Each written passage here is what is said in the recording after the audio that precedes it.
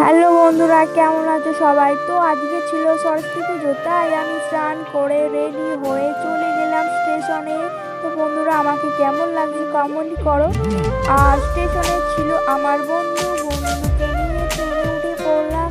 ট্রেনে যাওয়ার সময় আমরা দুজন একটু দেখছিলাম, ঢং ঢং করছিলাম। তারপর স্টেশন থেকে নেমে আবার একটা ট্রেন চেপে পড়লাম। তো আমার বন্ধু আর আমি খুবই মজা করেছি। আর আমাদের সাথে ছিল আমার এই বন্ধুটা, আর এটা হচ্ছে আমার দিদি, আমার পিসির মেয়ে। তো হঠাৎ ট্রেনের মধ্যে দেখা হয়েছিল, দিদিও যাচ্ছিল দিদির বন্ধুদের সাথে ঘুরতে।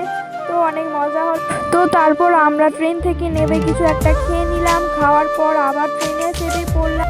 তো ট্রেন থেকে নেমে তারপর আমরা চলে এলাম সায়েন্স সিটি। তো আমরা দেখো, আমার আর একটা বন্ধুর সাথে দেখা হয়ে গিয়েছিল। তো এই বন্ধুটাও আমাদের সাথে ছিল। আমরা প্রায় দুজনেই যাওয়ার কথা ছিল, প্রায় আমরা তিনজনে হয়ে গেলাম। তো টিকিট কেটে নিলাম, টিকিট কেটে ভিতরের দিকে ঢুকলাম। তো দেখেই তো আমি অবাক, ফার্স্ট টাইম সায়েন্স সিটি গিয়েছিলাম।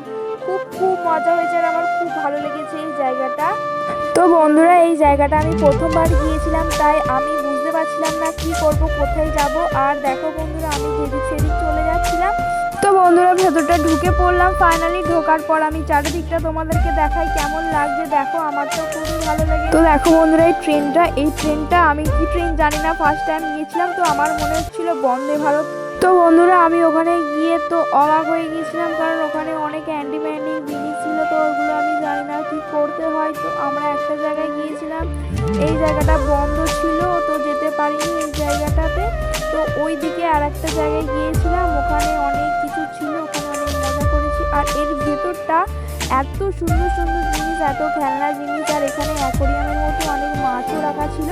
তো মাছগুলোর নাম আমি জানি না, অনেক রকমের মাছ ছিল। তো বন্ধুরা, আমরা ওখানে বেশিক্ষণ থাকতে পারিনি, কারণ বাড়ি আসতে রাত হয়ে যাবে। আমরা তিনটে বান্ধবী ছিলাম, আর ফোনে চার্জও ছিল না। তো ওখান থেকে চলে এলাম। বন্ধুরা, ভিডিওটা ভালো লাগলে অবশ্যই লাইক করে দেবে। টাটা।